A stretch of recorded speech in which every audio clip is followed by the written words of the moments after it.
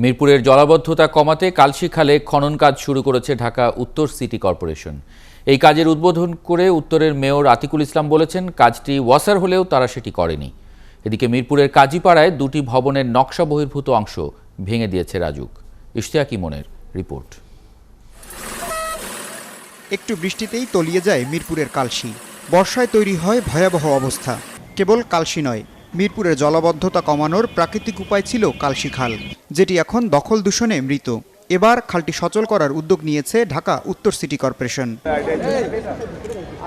এই কাজের উদ্বোধন করে মেয়র বলেন, ওয়াসাকে বারবার তাগাদা দিয়েও কোনো কাজ হয়নি, তাই নিজেই উদ্যোগ নিলেন।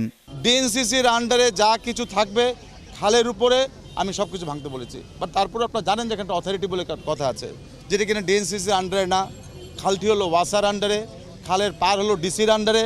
আমিও নির্দেশ দিচ্ছি ডিসিকে যে DC should come here. DC দেখবে যে খালের দুই ধারে যেভাবে অবৈধ স্থাপনা হয়েছে এগুলোকে ভেঙে ফেলা উচিত। প্রয়াত মেয়র আনিসুল হকও অনেকবার এই খাল সংস্কার করেছিলেন, কিন্তু খালটি রক্ষা করা যায়নি। মাত্র আধা ঘন্টা বৃষ্টি হলে এক মাজা পানিতে আমাকে ঘরের ভিতরে এক মাজা পানি যায়, আমরা বাঁচতে পারি না। আমাদের ছেলে মেয়ের অসুখ হয়ে গেছে। এর আগে ওই যে আনিস ভাই অনেক চেষ্টা করছে, কিন্তু হে তো কিছু করতে পারেনি। এখন যদি হারাই পারে, ভালো কথা। এদিকে মিরপুরের সেনপাড়া ও কাজীপাড়ায় বিভিন্ন ভবনের নকশা বহির্ভূত অংশ ভেঙে দিয়েছে রাজুক।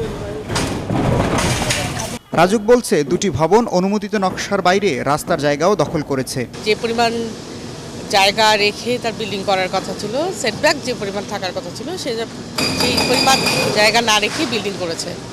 সামনে বিল্ডিং করেছে এবং কলাম ডেভিয়েশন করেছে। এই জন্য আমরা সামনের অংশ ভেঙে দিচ্ছি। 5 লাখ টাকা দিবে এবং সেই সাথে মুচলেখা দিবে যে বিল্ডিংটা তারা 15 দিনের মধ্যে কারেকশন করে ফেলবে। এর আগেও একই বাড়িতে অভিযান চালিয়ে সতর্ক করা হলেও তা মানেনি ভবন মালিকরা, তাই ভবন মালিকদের 5 লাখ টাকা জরিমানা করেছে রাজুক।